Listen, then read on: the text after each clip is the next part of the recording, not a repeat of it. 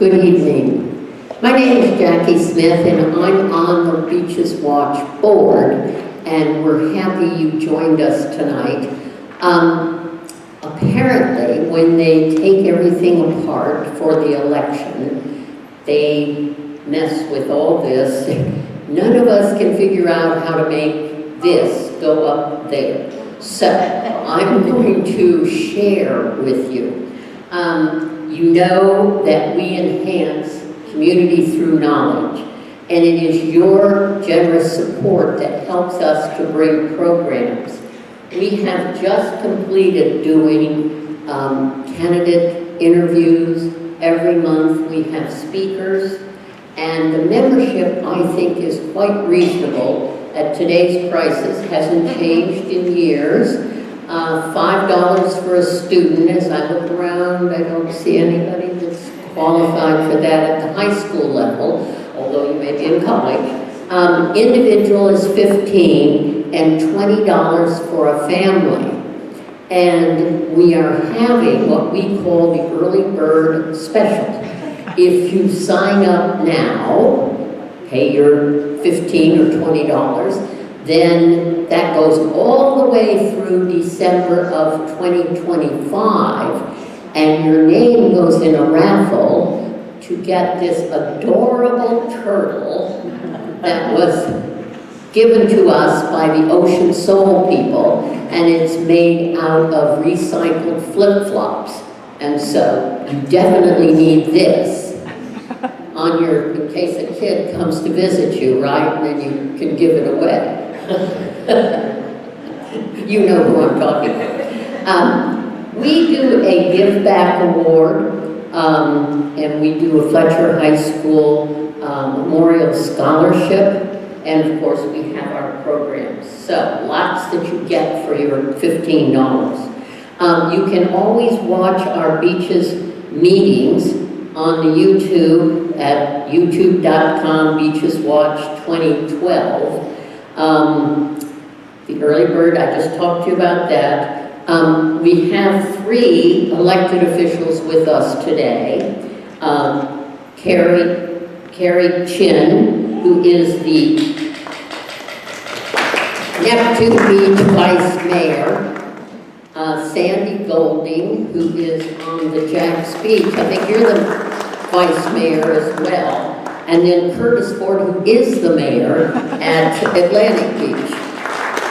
So thank you all for coming to this and supporting always. They have always been huge supporters of our thing. We do need Deck the Chairs volunteers beginning Wednesday, November 15th. We always do something in the Deck the Chairs, so if you're interested, let us know. Now, we just had elections, as you know. I won't go into the national stuff, but locally, Atlantic Beach, we just introduced Curtis Ford, who was re-elected, and Thomas Grant won the commissioner seat 3. There were 6 amendments on the Atlantic Beach. If you lived in Atlantic Beach, all 6 of those passed. In Jacksonville Beach, Mayor Chris Hoffman was re-elected. Bruce Walters was elected. Dan Jansen, seat 2. Greg Sutton, seat 3. And both amendments 1 and 2 passed. Neptune Beach, Corey Byland is the new mayor, and Brent Rogers won his election. So on December the 4th, which is our first, we always meet the first Wednesday of every month at 7, mostly here at the library, and we will have our Give Back Award, and this year it will be going to Beaches Habitat. So they will be here, as well as last year's recipient, who was the Beaches Community Kitchen, and they will give us an update on what they have done this past year. So we hope to see you Wednesday, December the 4th. And we've got, so here we are today. Our guest speaker tonight is someone that people in the community have known for years. Kevin Brown He is the beach's sea turtle patrol person, but he used to be the football coach at Fletcher High School. So if you don't know him, your children do. So please welcome Kevin Brown.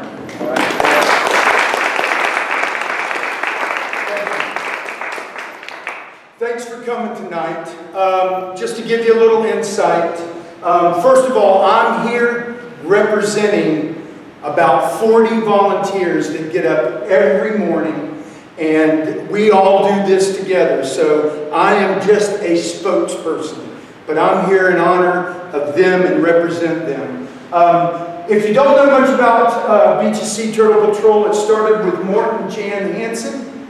They did an unbelievable job of what I like to say, educate the community, in that we have this marine species that uses our beach seasonally.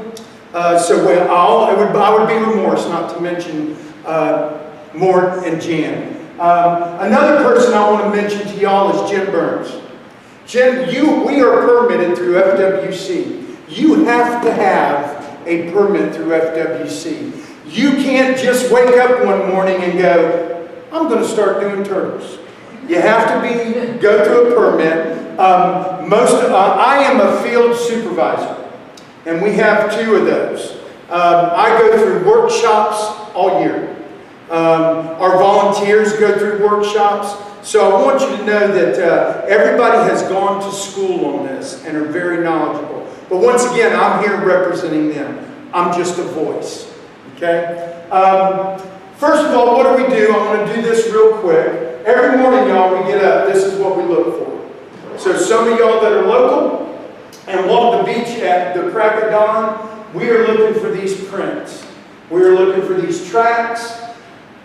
The turtles love sand dunes. So that's why our dunes are so important. They love the high beach. I'll talk about that when I get to our numbers. Once they get up here, we mark it, we analyze it, we dig. Once we dig, we identify the nest and we monitor it throughout the season. So the first step is for us to identify and monitor these nests. That's a good track. If you live in Atlantic Beach, man, you get some good stuff. I always show this picture because this was after Irma. And you can see how damaging he is. So when y'all see me running down somebody that's in the dune or going over and I'm having a discussion with them, it's because they don't have the concept of how important these sand dunes and our high beach is. So what we look for, this sweet little girl, okay? They come on early morning. They usually come up middle of the night. They'll come up. It takes her about 2 hours. And I'm going to get into this when I go over our numbers, because I want to talk to y'all tonight about false crawls. Okay? So once she gets up there, she lays her eggs. This is a clutch, and this is the chamber. The chamber is somewhere between 18 and 24 inches deep, which is always amazing to me. And if you ever get to see it, she crawls up, she finds her place. She shimmies, and she kind of gets up on those 4, and she sinks down, and she takes those back fins. And I always tell them, I do a lot of elementary kids, if you take your hands and do like this, she does that for about 45 minutes. And she throws somewhere in an area of about 100 pounds of sand. And then she drops these eggs. And we wait. Now we're monitoring. We monitor those nests. They're marked. We don't do anything with them. We just watch them. We try to keep people off. Predators. We did a lot of screening. I'm going to talk to y'all about how the dredge worked out then. But we put a lot of screens down because we had to put the nest in Hannah and Duval Drive where there's all kind of foxes and coyotes. So we had to deal with predation a lot this summer. But all of a sudden, what will happen is that little head will pop out. The sand's been moved, and then you get the boil. All these pictures came off our beach. Okay? Somewhere between 100 to 135 of these guys take off, and they go to the beach. The life cycle, basically it's real simple. They come up, they stay. The incubation period is about 55 days. By the book, it's 60.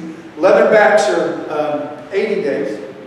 Okay? But they, once they leave, I always want to express this to people. Okay? Once they leave, now imagine these guys are less than 4 centimeters.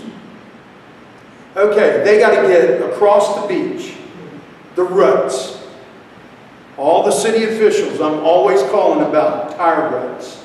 So they got to get through those ruts, get down the beach, get in the water.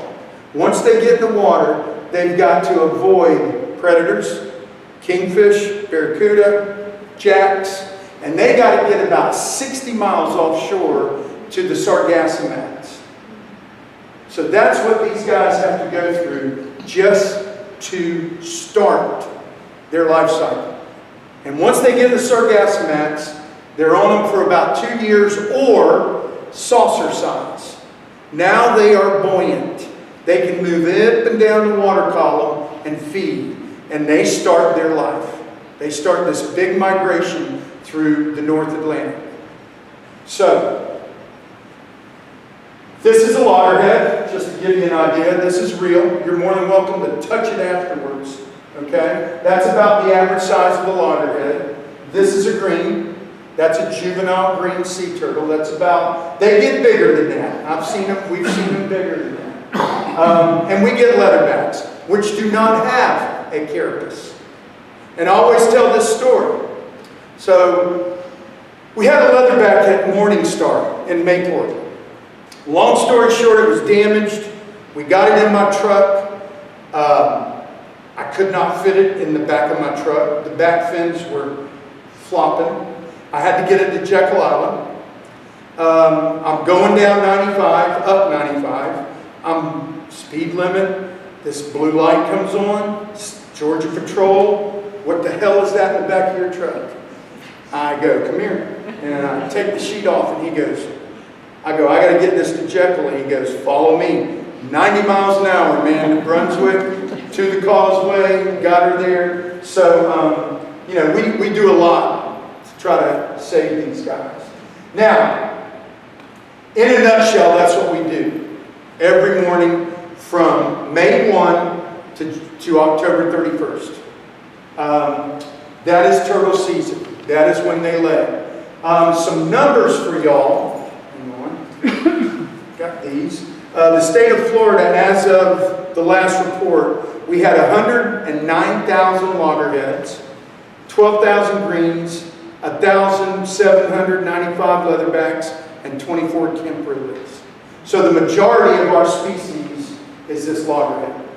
And by the way, as of the last global reading, y'all, Florida is considered to be part of the northwestern Atlantic. Florida is the largest loggerhead nesting hatchery in the world. And that's a good thing. It's two. I always tell people this. There's two good things here. One says the conservation effort is working, but this new phrase I go with is we've lived in it long enough and we've lived on it long enough. We got to learn to live with it. We have got to do a good job in Florida, and I know the economy is important. I'm all about it. I taught environmental management. I used to tell the kids, you can't shut down the economy for animals.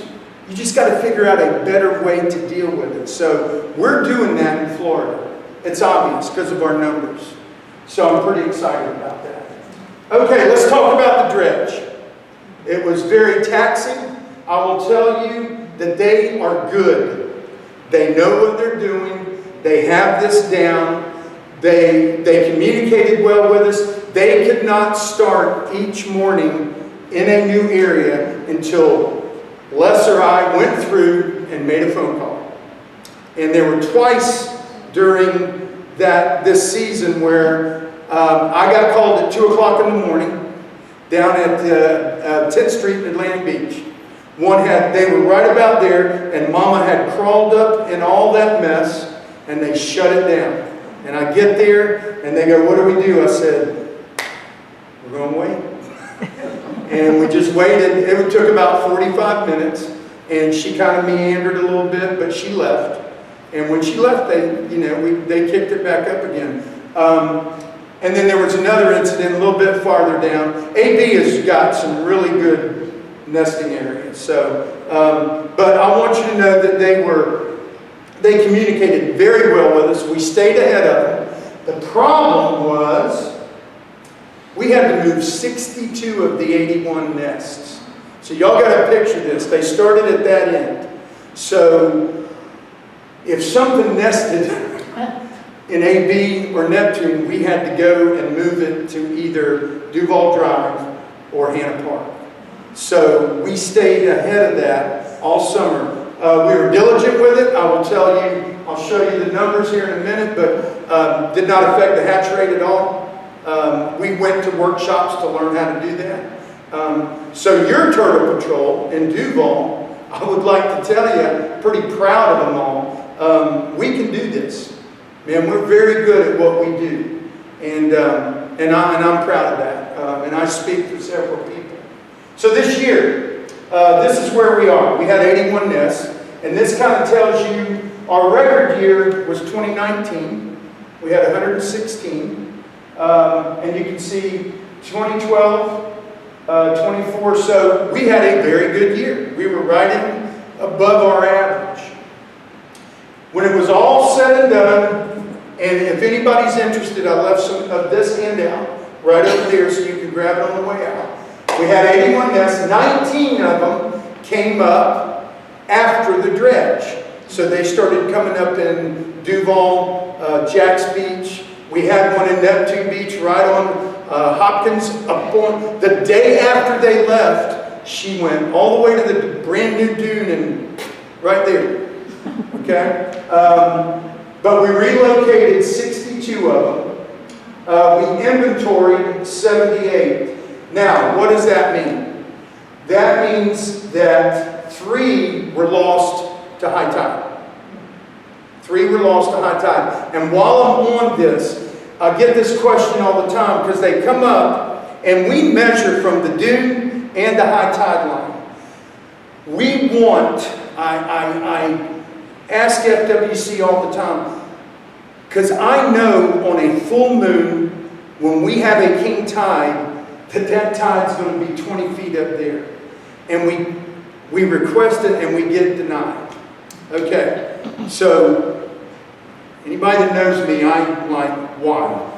Why do we get denied? And it goes to the data and statistics that go into re-nourishing beaches. They want to know how effective it is. So there's nothing we can do with those nests. So the high tide's going to get it. And what happens is it gets inundated with salt water. The water comes over. Y'all, the nest, the clutch, when there's sand there, has a lot of oxygen in it. So once that water covers it, it pretty much cuts off the oxygen to the nest. And so those are infertile. It's not gross, they just don't hatch. So when we survey the nest, we just see a lot of eggs that did not hatch. We had 1 lost, 2 unknown. That means they looked like it, and we marked it. We weren't sure, and nothing happened. Now, let's talk about this. Of all these numbers, these false crawls.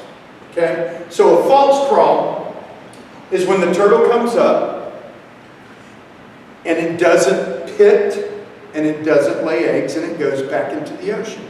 Now, there are several reasons. Everybody goes, why? Why does it do this? Okay? So we call them armored beaches. When you put up, this is why sand fences have to be done meticulously. You can't put a sand fence parallel. It needs to be vertical. And you got to get a permit from DEP to do it. Because the turtle gets blocked. Okay? Chairs. People leave beach chairs and tents. I can't tell you how many times I go down the beach and they just left that tent that they just bought at Sam's, and it's there. This is debris. All 3 beaches have trash services, and they do a great job. I'm telling you, they do an absolute good job. But they're not out there at 2 o'clock in the morning. So that's debris. A towel, okay? A towel that people left, or a blanket, is armor or debris. Probably the worst of all are the holes that people leave when they dig these holes and they don't bury them. I think we put a lot of hours in, but we can't just ride up and down that beach and say, fill in your hole. So I need y'all to do it. May I have a minute of your time? These holes are dangerous to our local marine life. Don't forget to fill it in when you leave. Usually, 9 times out of 10, I didn't know that. We're not from here. So, that is armor. Bulkheads, which we don't have any. Okay? And then people. So this is a true story. I get a call about 7, well, it's dusk. It's getting dark. A couple of my ex-students go, hey, Coach Brown, there's a guy down here taking pictures of a turtle. So I get in my truck, get down there right at 17th. I walk up to him. He's got the phone. He's got the light on her, right in her eye. And yeah, we cringe, but I go, hey man, got a minute of your time? I mean, I want to knock him out, but I can't do that. I'm trying to be diplomatic. And he says, yeah. And we go through the conversation. He goes, man, I didn't know. I go, where are you from? He goes, I'm from New Jersey. I'm visiting. And I go, okay. So then it falls on me. I'm like, we're just not getting the message out. We're just not getting the message out. So, you know, we run into that a lot. But that's a false crawl. Now, sometimes they don't like the sand, which in Florida, this is becoming part of the data. You know, they're doing false crawl and the sand coarse texture. It's just like our dog. My dog doesn't like wet grass. You know, she doesn't. And sometimes turtle, this coarse sand. So those things cause the false crawls. And unfortunately, Neptune Beach is pretty residential. Atlantic Beach is. But Jack's Beach has a big commercial area. And so we get a lot of visitors there. So us just need a better to try to get that message out. And I do that as much as I can publicly on TV and things like this. Estimated eggs, 8,000 plus. That's a good year. Okay. Lost eggs, that is to predation. We had some serious fox action up in Hannah Park. Some serious, and we put a screen over, but I'm telling you, these animals are amazing. She digs, the screen digs, and then she figured out, God, there's nothing on it. And so she went inside us. And for 4 days we battled her. She never got to, and they get a couple eggs. The cool part about foxes and coyotes, and this is serious, they'll take 1 egg or 2. That's what they take. And then they go feed their pups. Yeah. Loose dogs off leashes. That is a nightmare. And we had a really bad case in Atlantic Beach, but we got it, I think, where a guy was just letting his dog go out at night, and he was trashing nests. And you can tell dogs just dig, and then eggs go everywhere. So we knew it was a dog. We just had to figure out where it was coming from, and I think we solved that problem. Hatched eggs over 6,000, emerged over 6,000. The period, once again, by book, it's 60 days, but this year is 55, and that is dictated by temperature. Temperature dictates when that occurs. So the nest has a temperature. Always remember this: chicks are hot and dudes are cool. Chicks are hot and dudes are cool. So when these off hatchlings are in the cool part of the nest, they're probably female, and the ones that are in the warmer, hotter part of the nest, or during a different time period, are the dudes. Now, there is a female bias in the turtle community. There are more females than males. And we know that. That's a whole nother story that I could go with. Our success rate was 74. There, that is above state average. So we're doing good, okay? Emergent 71, nest success 90%. And our beach success was right at 50, which that entails all that stuff I talked to you about, false crawls, northeasters, hurricanes, people just messing the beach up. So we're in good shape. We're in good shape. So I want you to know there's a lot of work put into it. The dredging was fine. I will tell you, when those things occur, we start preparing about a month ahead of time. So we had all this equipment on our buggies, and we were ready, and it took longer than normal, but we love what we do. I'm telling you, your Turtle Patrol people are very dedicated and committed people, and we love what we do. Over here is kind of the goodie table.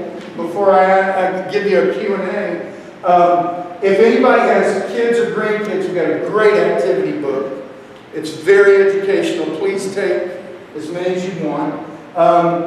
Our motto is clean, dark, flat. Clean, dark, flat. You're more than welcome to take these. A lot of people take them and put them on their water bottles. They put them on their computers, or they give them to their kids and they stick them all over the place. So you're more than welcome. We have a brochure which has everything you need to know about Beaches Sea Turtle Patrol in Duval County. It's got our website on it. You know, we are a nonprofit, so, and several people, I don't know how many people adopt a nest. Anybody? There we go. So you can always help us out by adopting a nest. I've got 3 grandkids. I do it every year. I put their name, we put your name on the nest. We send you a letter and tell you where that nest is. And my grandkids want to come down the beach once a week because that's their nest and they want to watch it. So I give it to them for Christmas every year. But I got 4 mugs left. We did a mug campaign, and y'all, these are great Christmas gifts. I'm telling you. We've got 4 left. They're $10 a piece. So if anybody's interested, I got 4 left. Trying to push them a little bit. Thank you. Does anybody have a question? Kevin, you might want to tell them about taking an egg out and The genetic study? Yeah, we do a genetic study with the University of Georgia. Brian Shamblin is at University of Georgia, and we take 1 egg and we donate it to science. And what he has found is that 1 female lays multiple clutches. Now, real quick, without being gross and into a lot of science, they get impregnated, they hold the sperm in their cavity, they ovulate at different times. So once they ovulate, the shell starts to grow. Now, I'm glad you brought this up, Susie. That's why you're here. This is really interesting. They have 13 days to get rid of those eggs. Okay? That particular clutch. So what happens is, you know, they got 13 days, they come on shore, let's say they false crawl. The clock is still running. And they usually come back in a 48-hour period to somewhere. But if they can't lay those eggs, they dump them. They only got 13 days. Now they still have the sperm in their cavity, so once they start ovulating again, they start a whole nother clutch. And they can do that 7 times in a season. So 1 female can lay, I know he sends us the studies, and one or 2 of them, I know one laid 5 clutches from New Smyrna all the way to Myrtle Beach, and another one laid 7 clutches, Guyana up to North Carolina. So he's got this genetic database that he compares it to. Now I talked to him, and so this is not the gospel, but what he wants to find and he's looking for, and he thinks he has seen it a couple of times. Real quick, there's a trace element polymer. What happens is trace element polymer is the base unit of plastic. So he is now kind of trying to get find these trace element polymers in the shell. And he thinks, located a couple. What does that mean? Too much plastic. It's going through the food chain. It's going through the food cycle and the reproductive cycle. So, yeah, that's the science part of this. Above and beyond. Once again, y'all, these numbers and all this data, Jim Burns. We are in the field. We send her that. She sits at that computer. And y'all should see the spreadsheet that she has to send to FWC. It's got like 23 columns. And it's if this doesn't have, I mean, it's unreal the paper, what she does. So if she's ever in the buggy and y'all see her, man, go, thank you. She is diligent. Any questions? Yes, ma'am. The Army Corps said when they came To Fleet Landing, I thought they said when you pulled those eggs out, you had to number them because you have to put them back the way you found them. So Here's what we do. explain that. Yeah, what we do is we get a 5-gallon bucket. Let's say Susie's with me that day. She's got a clicker. And I go in and I put sand from the top of the nest in the bucket. And we take them out 2 at a time. And she clicks. And I take them out 2 at a time, slow and easy. I put them in the bucket. Then I get sand from the bottom of the nest. And I put it on top. Now we go relocate. So when I put them back, I'm putting sand that is in the new chamber on the bottom with all the gooey stuff. And then I put the eggs back into the chamber. And then I put the sand that she left on top. So when you say numbered, we keep a number. And that's where this rate came in right there, inventory. The eggs we put up 96, that means we put in 100 eggs and we counted 100. So we were testing ourselves. We were making sure we were doing a good job. Did that answer your question? Yeah, we do keep a count when we relocate. Yes, sir? Carrie, in the back. You said that the female comes up in the middle of the night and it takes approximately 45 minutes to dig the pit. So so how long for the laying process, and then about what time does the turtle start heading back to the... Well, it's probably around a 2-hour process to get up on the beach, find her place, pit, and then get back. If you ever see, they're not crying, by the way. I've had people take pictures and go, oh, she's crying, she's miserable. Those are, she's getting rid of salt. That's what they do.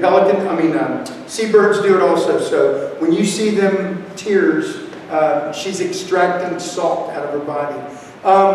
It's a 2-hour process. There is no time. It's not 9 o'clock. It's dark. Lighting is very important. Lights can be disorientating to the nesting mom, to the hatchlings. So if you live oceanfront, I know you've got the floodlight and you got a beautiful backyard. Awesome. But if there's a nest out there, or during, just dim it. Go amber for us for like 5 months, or until the nest goes. And some people are very adamant about they've spent a lot of money on this backyard and this porch. And but I think we should be more considerate of God's gave us these really cool animals. And anyway, lighting is a big major part, which we were talking before the meeting about the high dunes. They block the light. It's unbelievable. If you got down, one time I took my phone, because we were having hole trouble, and I'm like, okay, and I literally got down on all fours with my phone, and I videoed what a turtle looks like, crawling, and then I drop my phone in the hole, and it just goes boom, boom, boom. And I'm like, this is what she deals with. And we put it on Facebook. We got some good responses from it. But yeah, the higher the dune, it protects commercial and residential property, blocks light. And they love it. The turtles love the sand dunes. I assume the sand is a little bit softer and easier for them to dig in. So, any other questions? Yeah. How far off do they go off the sea once they have these false crawls? Do they stay within the shore? I would tell you, when you talk to anglers, the fishermen, we have a reef system that is about 9 miles offshore. So the false crawl, they have to be, they go into deeper water. I wish I could tell you 100 feet. But if they're trying to get rid of that clutch, they're not going to be far offshore. But they're also going to be in an area where they can feed. Because especially the loggerheads like crustaceans and nudibranchs are these little kind of snail things. So, can I give you, they're going to be offshore, they're not going to be in the breakers. They're probably going to be a mile or two offshore, trying to seek and find another place to go. There's a lot of mystery and a lot of things like, we can't tag the hatchlings. Yeah, there's a great story on that, but I'm running out of time. But it's hard to tag a hatchling because the shell grows and the tag falls off. And how do you keep it on the shell? We can tag the bigger ones. But I've got a robotics club that came up with an idea, Coach Brown. We're going to follow the hatchling, and we're going to know exactly what happens. And I said, that's all good, but that hatchling has like 99% chance that you're going to video something taking it out. I said, you probably don't. We just don't know how long that is. And when the false crawls, by the book, by research, if they come up and they're trying to get rid of the clutch, they would usually come back in a 48-hour period. But that means they're just wandering out there somewhere. Yes, ma'am. Back to lighting. Yes. Some island communities promote a reddish light, and they actually purchase those for businesses or homeowners so that they have light, but it's a reddish Correct. color. Is there a way to do that here? You're more than welcome to put a red light on your porch. And all 3 of our beaches have lighting ordinance. And they're listen, we aren't the police. I'm not going to knock on somebody's door and say, hey man, I know I've got a guy in each beach that we personally call, and they have a form letter that they take. So amber lighting, you want it to be low and long. But red lights, there's a couple people in AB that have red lights. Four Seasons, that's a great example. The Four Seasons Hotel at Beach Boulevard, all their back porches that are red. They went red on us. But anything lower than the halogen bright floodlight. So, but lighting is important. It's probably one of our biggest things that we have to battle. I was visiting Sarasota a number of years ago, and the aquarium there, people from the aquarium would go out on the beach at night with a stethoscope and check on the nests, and they would say... They can do that. And they'd say, people would come out on the beach hoping to see turtles hatch. And the aquarium people would say, okay, gather around this one, stethoscope says they're hatching tonight.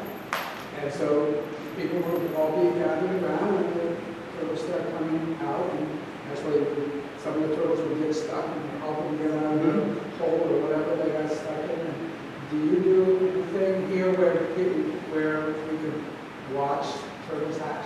We do not organize that. You have to have a permit through FWC to do it. You are referring to the aquarium and Moat Labs, and I know the people at Moat. So they are under a research permit. We aren't that diligent. Well, that's not a good word. We don't have enough personnel to do that. What we do though is if you see a nest or a clutch hatching, we ask you to call us, and we will not tell people to go home, but we will organize that and make sure things go off. We don't have the manpower, and we do not have the permit to do a public hatching education. And you're going to get that at FAU and FIU and Moat Labs and those places. So. And Kevin, you had said you take an egg and take it to the lab. Out of each clutch, and do they have a special DNA that you know this is turtle? Yeah, or correct. He takes the egg. Now, I've never seen what he does in the lab. All I know is we send it to him. He gives us a vial to put it in, and then he comes about every 5 weeks and picks up the vials. But they do have a genetic code that goes into a computer that identifies it, and they're by numbers. They're like a 5-digit, 9-digit number, and he can match that egg DNA to the database. So he has a database of turtles from all the way up to North Carolina. I think North Carolina is involved with them also. And do these turtles, when they're born here, and then they go on about their business, and the females, is it back to Atlantic Beach for them to have their babies? They are on like a 2-year cycle. They're on a 2-year cycle. We won't know because we hadn't been doing this data since '92. So to say, does the hatchling come back to that? Most of the time it comes back to that region, that area. And the mothers do nest in the same region about every 2 years. We come back, and we know this through his genetic study. Yes, so they do come back. Now, was she born on that beach? I don't know. We don't have 50 years of data to look at that yet. But we do know they come back again and again. So, yes, ma'am? How old are the turtles when they lay the eggs and how long? Yeah. So a turtle is 25 years old when it becomes sexually reproductive. So when they come onto the beach, they are 25 years plus. One of the ways you can check is commensalism, a symbiotic relationship that these animals have with seaweed and barnacles and other things. Obviously, the longer they're out there, the more accumulation you'll see. The only way we can age them is to identify them again through a tag. So I will tell you that the turtles that come up on our beach are 25 plus years old. And probably the more rugged they look, the older they are.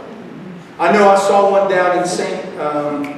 Hutchins Point that was 78 years old. It was in one of these little marine science centers, and they know it's 78. So, yeah, the kids always ask, is a turtle really 150 years old? According to, Nemo, it's 150 years old. Okay. Are there any other questions? Thank you. Oh, yes, there's one. You mentioned that you're going to elementary schools to give that presentation. I think it's excellent, and the kids are always so responsive. You also mentioned the tourists that don't fill up the sand pits. Is there a way to maybe extend some sort of total program information at the hotels, or do something that people have more information other than just putting that out on the beach? We put in, when they let us do door knockers, we do it at the hotels, but that is a huge turnover rate. Most of the hotels are very good. They have something on their counters.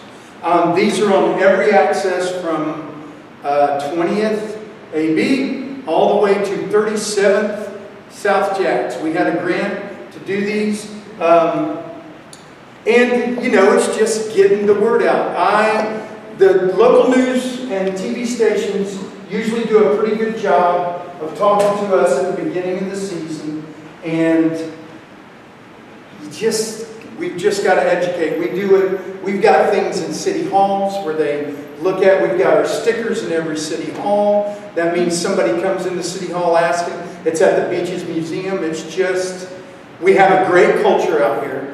The locals are very good at, coming up. I'm sure some are more abrasive than others, but I would suggest that you just say to somebody, like I taught my students, may I have a minute of your time? Now, I'll tell you what's wonderful is when I got a bunch of 8 and 7-year-olds and we're walking and I go, y'all ready? And they go, yeah. And we just walk down the beach and I go, there's one.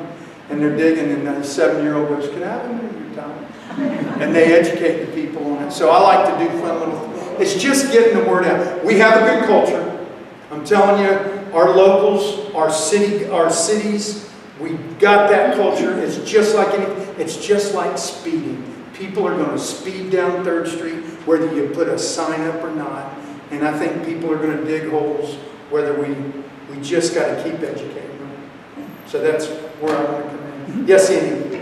So to follow up on her question and the hotels, what about doing something like a clean that would go on the mirror, that would like be there, you know, so it wouldn't go Like a decal, anywhere? right? Or, yeah, or, because it seems like I was in a hotel one time and they had, now, I don't like this as much, but they had a notebook that had stuff in it. Mm-hmm. You're not going to guarantee that people are going to see that, but if it's on the bathroom mirror and, you know, then I think they're going to see it, right? I will take that to when we meet, I will take that. I love that idea.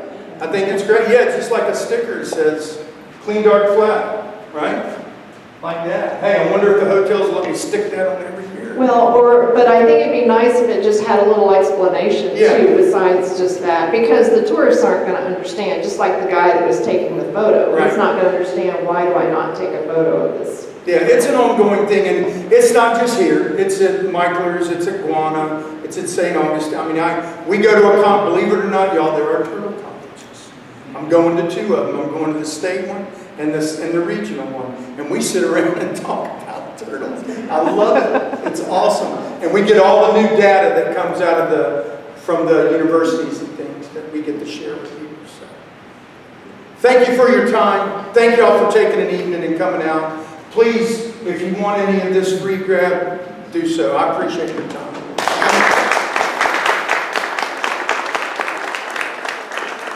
Invite Kevin to your community group or something to come and talk.